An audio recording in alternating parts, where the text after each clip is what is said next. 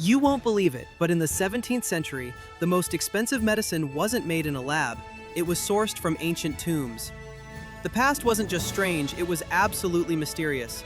People wore lightning targets on their heads and trusted their lives to tiny birds. Today, we're breaking down the wildest survival methods that actually worked. And believe me, the secret of the Pharaoh's Dust is just the beginning. Let's go! Our journey begins with a recipe for disaster.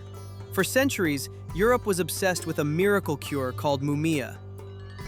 During the Renaissance, people believed that ancient artifacts held a secret energy that could cure any mystery ailment. Kings and scholars sought out this rare, dark powder, believing it granted them the strength of ancient rulers. Demand was so high that they ran out of real mummies, leading to an actual shortage of ancient rulers in Egypt. Shrewd merchants caught on quickly and started crafting fake mummies from straw and clay and selling them as elite pharaohs. Just imagine, a huge part of ancient history was treated like a daily supplement. From the pharmacy, we moved to the 18th century Paris fashion runway. Back then, everyone was obsessed with electricity. As soon as Benjamin Franklin invented the lightning rod, aristocrats decided, why not turn this into a stylish accessory? Thus, lightning hats were born. Just imagine, a noble lady walking through a storm in a massive silk bonnet topped with a meter-long metal antenna. A silver chain attached to the hat dragged behind her on the pavement. This was proudly called grounding. It was believed that if lightning struck you, the charge would obediently travel down the chain into the ground. But here's the catch. A steel spire on your head is literally an invitation for lightning to choose you as its main target. It's like shouting to the sky, "Hey, I'm here, fry me!" The funniest part is that the ladies truly believed they were perfectly safe, even as their hair literally sparked with static. Science is cool for sure, but wearing it on your head during a storm is a pretty bad idea. In the early 20th century in big cities, doctors began to advise, children need more fresh air. But how do you do that if you live in a cramped apartment on the 15th floor? They came up with a bold solution: open-air balconies for the little ones. These were ingenious steel structures attached outside the windows. Picture this, a cozy window-side nook where a toddler could watch the world go by from a safe, elevated viewpoint. Passers-by below could observe dozens of these open-air balconies.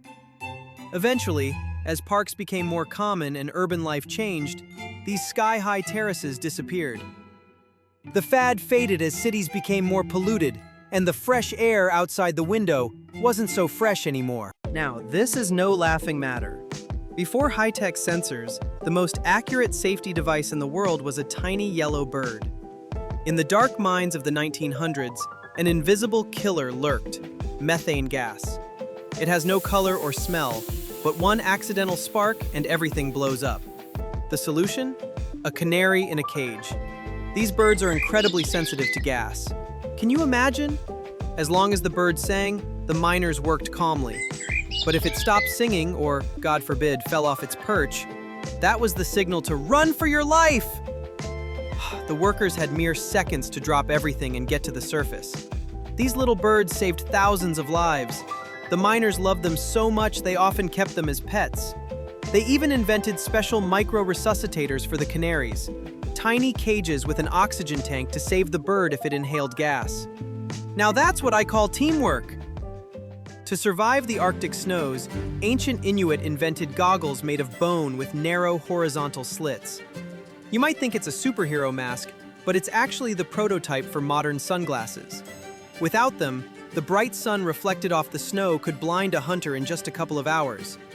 And on the other side of the world, early divers tried to survive in iron fish, suits made of thick leather and copper that weighed over 100 kilograms. Can you imagine what it's like being lowered into the black abyss in a copper ball, with your life depending on a single thin air hose? One seam defect, one tiny crack, and you wouldn't have come back. These people were the true astronauts of their time, and every dive was a leap into the unknown. Our past is a wild mix of brilliance and absolute madness. That's it for today's story. I really hope you enjoyed it. If you did, I'd be super grateful if you could subscribe to the channel.